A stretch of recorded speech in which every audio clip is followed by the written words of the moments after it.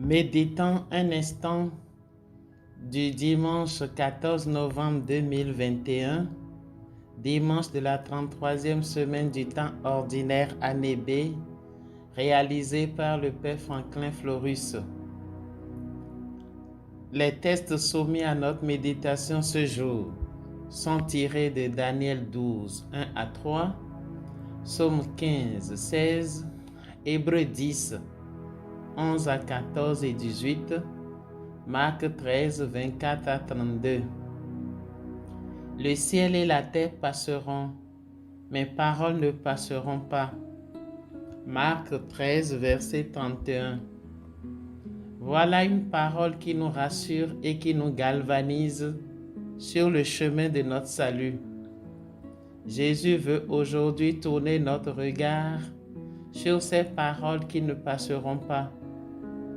Et c'est quoi ces paroles, si ce ne sont pas celles de Dieu?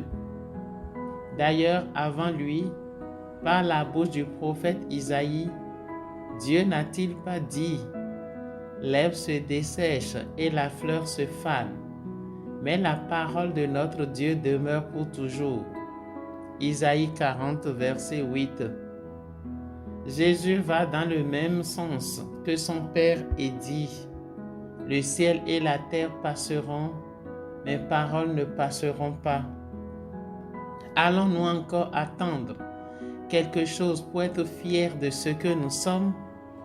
Soyons-le vraiment et nous serons sauvés. En effet, toute la vie chrétienne oriente notre regard vers le salut. Nous ne sommes pas chrétiens pour être damnés, mais pour être sauvés. Ce salut préparé par Dieu, annoncé par les prophètes, s'est concrétisé en Jésus. Ainsi, par son sacrifice, son unique sacrifice, Jésus a obtenu pour tous les hommes le salut. C'est déjà ce que nous montre l'écrivain sacré dans la deuxième lecture. Jésus-Christ, au contraire, après avoir offert pour les péchés un unique sacrifice, s'est assis pour toujours à la droite de Dieu. Par son unique offrande, il a mené pour toujours à leur perfection ceux qu'il sanctifie. Hébreux 10, 12 et 13. Mais si Jésus a obtenu pour tous les hommes le salut, tous ne sont pas encore sauvés. Pour être sauvés et rentrer pleinement dans ce salut obtenu pour tous les hommes, il faut s'accrocher à ces paroles. Ce sont elles qui nous révèlent le salut et qui nous y accompagnent. Dans l'Évangile selon Saint Jean, Jésus a été clair sur la question. Les paroles que je vous ai dites sont esprit et elles sont vie. Jean 6, verset 63. Elles sont ainsi parce qu'elles viennent de Dieu et elles donnent la vie à tous ceux qui l'écoutent attentivement. Celle d'aujourd'hui, par exemple, porte en elle des germes de vie. N'est-ce pas galvanisant de savoir qu'il y a une vie de bonheur qui nous attend après toutes nos détresses?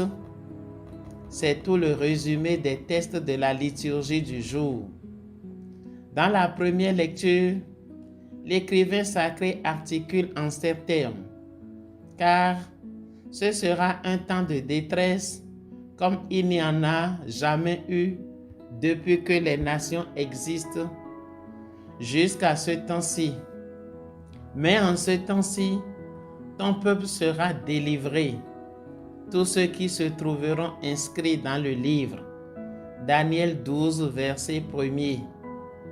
Et l'Évangile présente la chose en ces termes. En ces jours-là, après une grande détresse, le soleil s'obscurcira et la lune ne donnera plus sa clarté.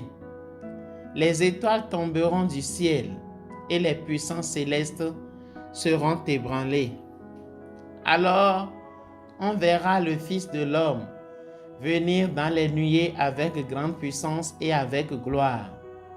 il enverra les anges pour rassembler les élus des 4 coins du monde, depuis l'extrémité de la terre jusqu'à l'extrémité du ciel.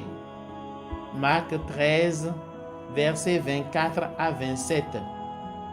Cette délivrance et ce rassemblement des élus sont les promesses de Dieu pour nous au cœur de toutes nos détresses et de tout ce qui nous embarrasse. Et ces promesses ne passeront pas, elles seront réalisées.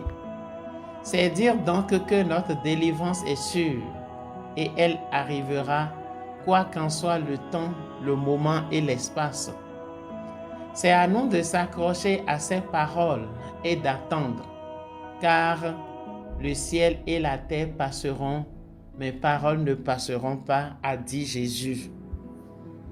Chers frères et sœurs, Jésus nous dit encore, Amen, je vous le dis, cette génération ne passera pas avant que tout cela n'arrive. Marc 13, verset 30. Quelle preuve pourrait-il nous donner encore pour nous montrer que c'est lui le Sauveur?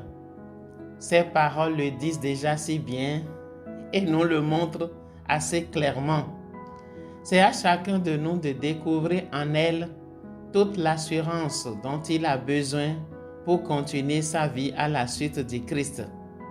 C'est un travail personnel qui incombe à chacun dans sa relation avec le Seigneur.